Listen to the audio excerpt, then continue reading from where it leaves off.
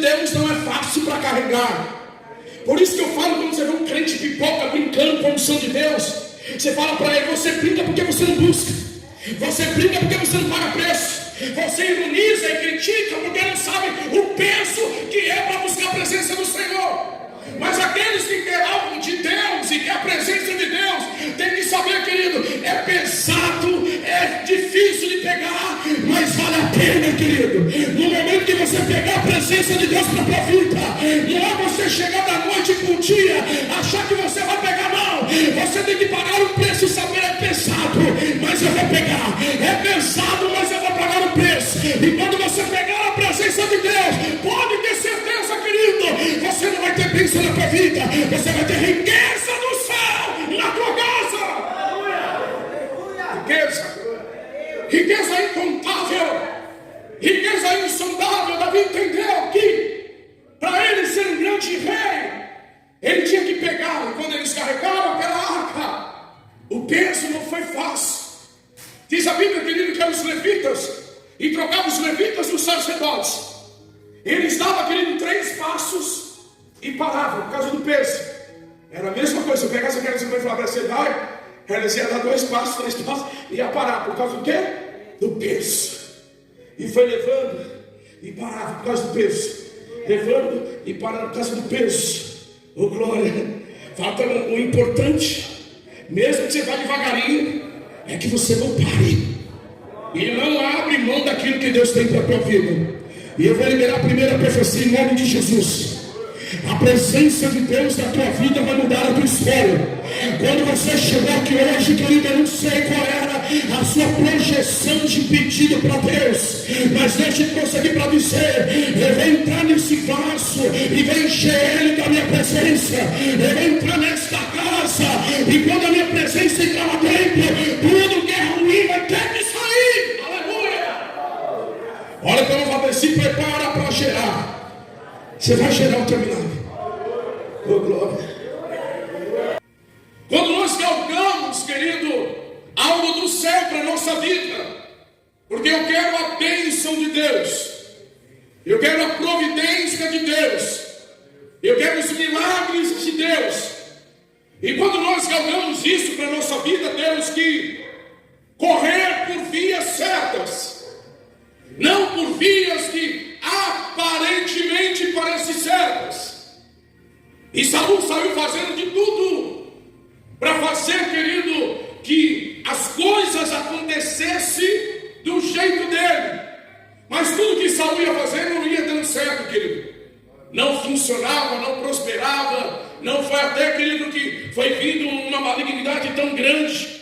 A Bíblia fala, querido, que o mal foi introduzido, foi entrando, e de repente havia um sacerdote, querido, chamado Eli. E Eli, querido, ele vê uma desgraça acontecer. Está lá no capítulo, lá em 1 Samuel capítulo 4, no versículo de número 11, 10, 11.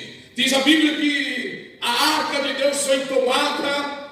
Eli, querido, sofre porque os 2 filhos dele morrem. Ele ouve que os filhos morreram, Ofni e Finéias. Ele cai, quebra o pescoço e morre. Por causa do desespero, uma das noras de Eli, ela ficou sabendo que a arca foi tomada, ela entrou em desespero. Uma mulher tenta consolar ou consolidar ela, dizendo: não se preocupa, teu marido morreu, mas você vai ter um filho homem. Ela falou: de que vale um filho se a presença de Deus foi arrancada do meio de nós? De que vale ter um filho? Ou seja, já que vai ter uma criança, coloca o nome dessa criança de Ícabo, que significa foi-se a glória de Deus. Ou seja, se a presença de Deus não está aqui, de que adianta ter um filho? Para mostrar que tem um filho. Meu marido morreu, meu sogro morreu, tudo foi tomado porque a presença de Deus é tirada. Por causa do que, querido? Que havia um rei e que a preocupação dele não era de resgatar a presença de Deus, mas ele não estava nem aí para a presença de Deus. Ele estava preocupado com o teu reinado, com aquilo que ele ia fazer, com aquilo que ele ia galgar na tua caminhada. Aí o capítulo 6 diz que os filisteus tomam a arca de Deus. A maldição entra no meio do povo, porque quando a presença de Deus, querido, ela não está, não é bênção que está na nossa vida, mas é algo paliativo. Tudo que é relativo, é momentâneo e passageiro. Porque a presença de Deus, ela traz solidez. A presença de Deus, ela acrescenta e não traz dor. Tudo que Deus traz e quer trazer e queria trazer para aquele povo era algo que não tinha, querido, uma pessoa que se preocupasse em fazer valer por vias certas. Ou seja, eu estou caminhando, mas eu estou buscando atalhos ou fazendo tudo do modo que eu acho que é certo. O homem, querido, por isso que na psicologia fala que o homem, ele adere a cair 78% na tua vida em complexidade de erros. Olha isso, querido. Porque o homem, ele dá muita legalidade para erros. E achando, querido, que o errado é certo. E ele está fazendo sempre caminhos errados. Salomão diz que há caminhos para o homem que parece perfeito, mas o final dele é caminho de morte. E hoje Deus te trouxe aqui para trazer para você um caminho certo. Vai ser tão de Deus que Ele vai se revelar a você e você vai sentir aí dentro do teu coração o que Deus está introduzindo em nome de Jesus, amém? E o que é que Deus nos ensina com tudo isso, querido? Que Saul não se preocupava. Qual foi o final de Saul? Morte. Como que foi o reinado de Saul? Falido. Por um tempo ele foi ali, querido, prosseguindo, não prosperando. Uma coisa é prosperar, outra coisa é prosseguir. Vai chegar uma hora que você vai prosseguir e você vai ver que não vai conseguir prosperar. Porque se Deus não fizer, se Deus não edificar, se Deus não trouxer um milagre, a arca foi tomada, a arca foi arrancada. Davi queria reinar, mas Davi queria reinar de uma forma diferente de todo mundo. Ele queria mostrar, querido, que o reinado de Saul era falido porque tinha governo. O reinado de Saul era falido porque tinha um monte de gente de volta dele, mas não tinha ninguém com ele. O reinado de Saul era falido porque foi um reinado onde o povo escolheu andar pelas mãos deles e pelas escolhas deles. Até o rei foi o povo que escolheu. O reinado de Saul era falido e foi falido porque a presença de Deus, ela era menos importante. Aleluia.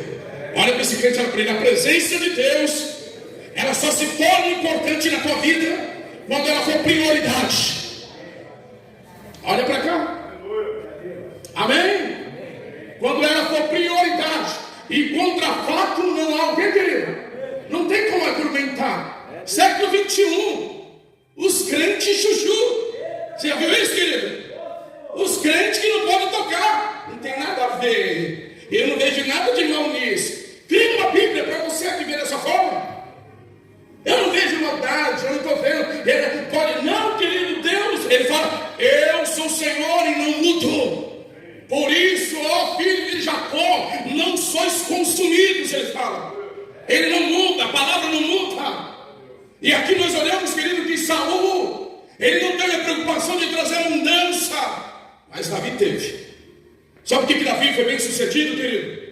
Não é os erros do homem que aponta o homem, é as atitudes que o homem toma com Deus.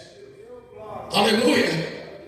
E uma das coisas que eu louvo a Deus de ver Davi, que Davi, antes dele começar a determinar dentro da cidade de Davi como ia ser o seu governo, antes dele fazer aquela palestra de como ia ser o seu governo, ele foi buscar para dentro da cidade de Davi o que de fato ia governar a vida dele. Aleluia. O que era importante para a vida dele, o que era importante para o povo dele, o que era importante para o povo de Deus. Davi levanta homens, querido, e ele fala, vamos buscar o que foi tomado. Porque quando a presença de Deus, querido, ela está mais ou menos na nossa vida, porque foi tomado. Alguma coisa tomou o lugar dela. Vamos resgatar o que foi roubado. Quando a presença de Deus é roubada, o que é a presença de Deus? O que é a presença de Deus na vida de um crente, querido? É a força determinante. É a fé sobrenatural. É acreditar não naquilo que vê, mas naquilo que crê. O que é a presença de Deus na vida do crente? É ele não precisar de algo nas mãos dele, mas ele precisar de uma palavra viva que desperta o teu interior e muda todos os seus conceitos e preconceitos criados por homem. O que é presença de Deus na vida de um homem de Deus. É tudo, querido. E o que é tudo, pastor? É você saber que olha para a tua vida e faça uma reflexão pessoal e veja uma profecia messiânica que diz assim: levanta-te e resplandeça, porque a glória do Senhor vem sobre ti. Olha que tremendo, querido. Isaías 61, levanta-se e resplandece, levanta e se posiciona e veja a glória de Deus sobre ti. Quando ele fala desse posicionamento, ele fala 100%, sem reserva, sem medo, sem preocupação, sem ficar preocupado com o panetone do final do ano. Eita Jesus! Sem ficar preocupado se vai comer pernil no final de ano, sem ficar preocupado com a festinha de final de ano, sem ficar preocupado com a roupinha da Beslinha no final de ano. Eita, revelation, aleluia. Mas é acreditar que Deus está no controle. E o maior presente que o homem pode ter para a vida dele não é os valores que ele vai apalpar pelas tuas mãos, mas é os valores espirituais que ele vai galgar do céu para a tua vida. Por isso que Apocalipse 2:5 diz: arrependa-te de onde caiu e volta. Arrependa-te de onde caíste, volte às primeiras obras, volte ao primeiro amor. Amém, querido? Aí Davi faz o quê? Davi chegou a hora de reinar. Vai lá e pega a tua capa de rei, a coroa de rei. Vai lá, Davi faz. Davi pega lá o teu posto. Não, eu quero buscar o que é que vai fazer eu ter uma vida sólida. Olha para cá, querido. O que é que vai me trazer uma resistência? Eu quero trazer a porteira que vai fechar quando eu fechar meus olhos do céu. Eu quero trazer a resistência de coisas extraordinárias que poucos homens se preocupam. Davi entendeu que o reinado dele seria forte, seria próspero, seria abençoado, se ele desse a maior importância que o homem poderia dar. Era de trazer para si, para todos que estavam perto dele, a presença de Deus. Glória a Deus. O que é, querido? A presença de Deus. Vou repetir. Olha que coisa. A presença de Deus. A presença de Deus, ela te dá uma habilitação. Não é falar de Deus, não é conhecer pontos da Bíblia de Deus, o diabo também conhece, mas ter de Deus, porque o diabo quer usar situações para que você ache que isso é pormenor, não é o mais importante. O ano não terminou, o ano, querido, talvez passou. Eu me preocupei com tantas coisas, ou que todo mundo está preocupado lá fora, mas eu quero trazer à minha memória a palavra de Deus. E Davi entende, querido, que o mais importante para ele agora era o quê? A presença de Deus. Davi vai e resgata. Teve algumas dificuldades, porque vai ter algumas dificuldades. Ele pega a arca de Deus e ele leva a arca de Deus, colocou em cima de um carro novinho. O carro novinho não aguentou, quebrou. Oh, glória! Houve-se uma morte no meio do caminho. A arca depositada numa casa chamada Casa de Obed-edom. A casa que estava falindo agora prosperou. Observa isso. Você acha que Obed-edom não estava correndo para lá e para cá, querido? Ou você acha que ele queria ver a família dele passando fome? Não. Obed-edom devia estar indo para lá e para cá, faz um trabalhinho, mas não prosperava. Mas quando a arca chegou, a prosperidade chegou. Meu Deus do céu. A vontade de descer é um aleluia na orelha do irmão. Quando a arca chegou, a prosperidade chegou. Olha o que eu vou falar para ele. O que você tem na tua vida hoje é prosperidade de Deus ou é um bem momentâneo?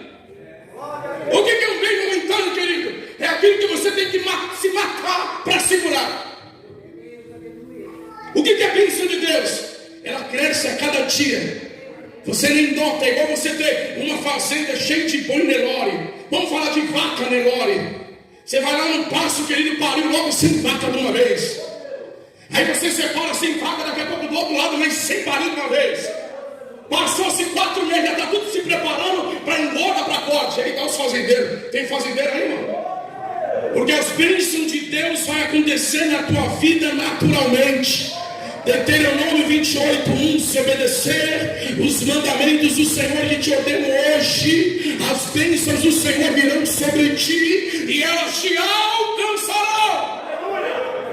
A casa de Obed-Edom, querido, ela tinha algumas coisas, mas não tinha um milagre. Quando a glória chegou, Davi falou: não, vamos passar na casa deste homem. E viu que ali tinha uma miséria na casa daquele homem. Por que a miséria estava lá? Porque faltava a presença de Deus. Eita Jesus, eu vou falar.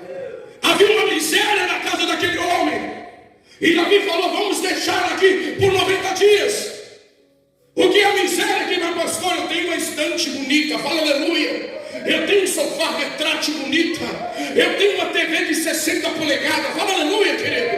Eu tenho uma geladeira, aquela que tem 2 portas que abrem assim. Eu tenho um monte de danoninho lá dentro, fala danoninho, amém? Eu tenho comida no freezer. Mas eu quero falar para você: a arca de Deus está lá dentro. Isso aí você come e acaba. O sofá de tanto você sentar para ficar assistindo Netflix, daqui a pouco ele afunda. Aleluia. Mas e a presença de Deus? E a glória de Deus? Porque chegar numa casa, não importa se é de sapé, mas coisa linda é você chegar numa casa onde tem um fogãozinho ali, a fumaça está subindo. O pedaço de toicinho de porco está na fumaça ali para virar bacon. O bolinho de chuva está fritando naquela gordura, fala aleluia. Mas você vê que lá tem crente que ora, crente que fala em língua, crente que você vai lá para quê, querido? Tem rico subindo na casa de crente, de casa de sapé para pedir oração. Por quê, querido? Ele tem as coisas da terra, mas não tem a do céu. Meu Deus. Cidade de Davi, pontos de contato. Por que ponto de contato? Porque a glória de Deus estava lá. Davi colocou a glória de Deus debaixo de uma tenda que ele estabeleceu com as tuas mãos. A presença de Deus, ela tem que estar na tua tenda, tem que estar na tua casa. É de lá que é o ponto de contato. E eu falo em nome de Jesus. Quem foi que levou a glória de Deus para casa, para a cidade de Davi? Davi. Quem foi que lutou pela glória de Deus, pela arma de Deus? Davi. Olha para cá, querido. Esse negócio de crente lá, você não ora e também não vai orar. Você não busca, também não vou buscar. Você não paga preço, também não vou pagar. Oh, Jesus. É para você pagar o preço. Quem está me ouvindo, diga amém. É para você que está me ouvindo, que Deus está falando com você. Oh, glória. Eu louvo a Deus que dentro da minha casa nunca ouvi isso, querido. Mas eu quero falar para o meu irmão, querido, se você está ouvindo, é com você que Deus está falando. Se preocupe em levar para dentro da tua casa a glória de Deus. Você observa que antes de Davi abençoar o povo, primeiro ele leva a presença de Deus. Antes de Davi levar a bênção para o povo, Davi primeiro leva a glória de Deus. Você imagina como foi desprezada a presença de Deus? A Bíblia fala que veio praga, veio maldição, veio falência, veio escassez, veio miséria. Quando ela foi resgatada, tudo isso saiu. Quando você faz o resgate certo para a tua vida, oh glória, vou repetir, quando você faz o resgate certo para a tua vida, você pode ter certeza que você vai acertar. Mas aparentemente é pesada, não é que é pesada, querido. As coisas de Deus não é de qualquer maneira. As coisas de Deus têm peso, mas pode ter certeza, ela vai te levar até os mistérios de Deus. As coisas de Deus, ela é incompreendida pelo homem carnal, mas o homem espiritual vai entender que é mistério de Deus para a tua vida. Eu não sei o que está acontecendo na tua vida, mas Deus sabe. E ele fala, a receita qual é? A receita é: busque a presença de Deus e demais ele cuida. Sabe por que Davi foi bem sucedido na tua primeira vitória exposta pelos homens? Porque teve vitórias que ele teve na vida dele que ninguém viu. As maiores vitórias da tua vida não é aquelas que todo mundo vê, mas é aquelas que ninguém viu. Aquelas lágrimas você soltou dos teus olhos a madrugada chorando pela tua casa. Mas você acordou debaixo do Salmo 35, choro durante a noite, mas a alegria vai vir pela manhã. Aquelas lutas que você enfrentou na tua vida, que ninguém podia te ajudar, ninguém estendia a mão para você, mas você lutou, querido, acreditando que Deus era contigo, e Deus te deu vitória em todas elas. Sabe o que Deus está dizendo? Agora chegou uma luta que todo mundo vai ver, e vai ver que aquele que está na tua vida é poderoso. Davi enfrenta o gigante Golias, e o gigante olha para ele e fala: quem você pensa que é para lutar comigo?